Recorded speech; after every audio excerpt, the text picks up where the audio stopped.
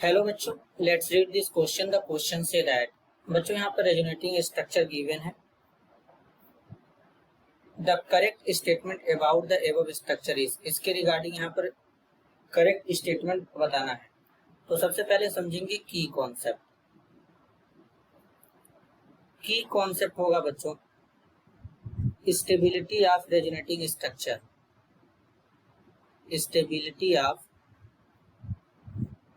Resonating structure.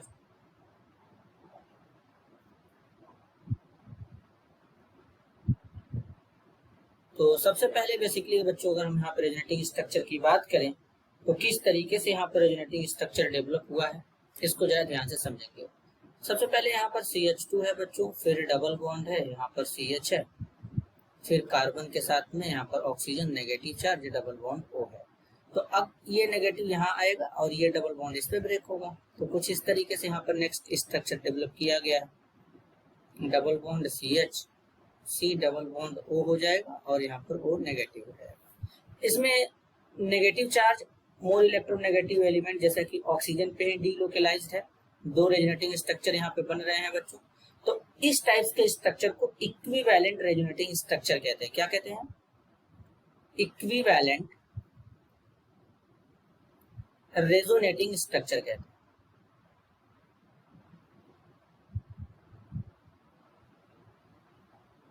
Resonating structure कहते हैं। अब बेसिकली बच्चों इक्विवेलेंट रेजोनेटिंग स्ट्रक्चर तो इसको कहते हैं। तो अगर हम इसका रेजोनेंस हाइब्रिड डेवलप करेंगे तो कुछ इस तरीके से होता है। O इस पे नेगेटिव पार्शियल और डबल बॉन्ड इनके बीच में इस तरीके से डीलोकलाइज था। अब इनका एक तीसरा स्ट्रक्चर भी यहाँ पे गिवन है। एक तीसरा स्ट्रक्चर भी गिवन है। अब वो तीसरा स्ट्रक्चर कैसे बना है बच्चों जरा ध्यान से समझेंगे। ध्यान से समझेंगे तीसरा स्ट्रक्चर कैसे बना है। तीसरा स्ट्रक्चर बनेगा दूसरे वाले स्ट्रक्चर से। जैसे CH2 है, डबल बॉन्ड CH है, C डबल बॉन्ड O है, यहाँ पे O नेगेटिव है। ये है सेकंड स्ट्रक्चर। अगर हम इससे तीसरा डेवलप करें तो ये बॉन्ड इस पे ब्रेक हो जाएगा और इस बॉन्ड को यहाँ पे शिफ्ट कर देंगे। तो इस तरीके से CH2 आ जाएगा, CH2 पॉजिटिव आ गया। फिर यहाँ पे CH डबल बॉन्ड आ जाएगा, O नेगेटिव O नेगेटिव। ये तीसरा आ गया। क्या आ गया? तीसरा स्ट्रक्चर आ गया। अब जरा ध्यान से समझेंगे। तो बेसिकली अगर हम बात करें बच्चों यहाँ पर इनके बारे में,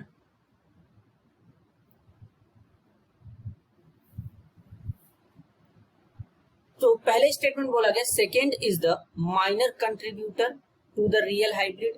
अब यहाँ पर ये जो सेकेंड है, ये जो सेकेंड है और यहाँ पर ये जो रियल हाइब्रिड स्ट्रक्चर है बच्चों, ये जो रेजोनेंस हाइब्रिड स्ट्रक्चर है इसी को रियल हाइब्रिड स्ट्रक्चर कहते हैं। तो इनमें क्या होता है?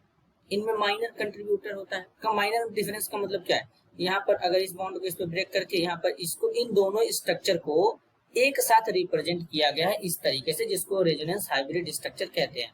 और ये तो इमेजिनरी स्ट्रक्चर होते हैं बच्चों। तो इनमें क्या होता है कि यहाँ पर जो सेकंड है इसमें माइनर कंट्रीब्यूटर है रियल हाइब्रिड के कंपेयर में। तो पहला स्टेटमेंट यहाँ पे करेक्ट होगा। अब सेकंड, अब थर्ड, सेकंड में क्या बोला गया? Third is most stable structure. यहाँ पर ये जो थर्ड स्ट्रक्चर है बच्चों, ये बहुत ज्यादा स्टेबल स्ट्रक्चर नहीं है, ये अनस्टेबल होता है। तो बेसिकली यहाँ पर क्या होगा? सेकंड गलत होगा। थर्ड में बोला गया first contributor more to the real hybrid than that of second. First contributor more to the real hybrid than that of second. इसमें बोला गया कि जो फर्स्ट कंट्रीब्यूटर है वो मोर रियल हाइब्रिड है देन दैट ऑफ सेकंड से। तो ये भी बिल्कुल क्या है बच्चों यहाँ पर गलत है, ऐसा नहीं है। फोर में बोला गया first and four are equal contributor. यहाँ पर ये जो फर्स्ट है और फोर है इक्वल कंट्रीब्यूटर है बच्चों। क्यों इक्वल कंट्रीब्यूटर है बच्चों? ये क्योंकि इन दोनों का स्ट्रक्चर इक्विवेलेंट स्ट्रक्चर यहाँ पे बन रहा है।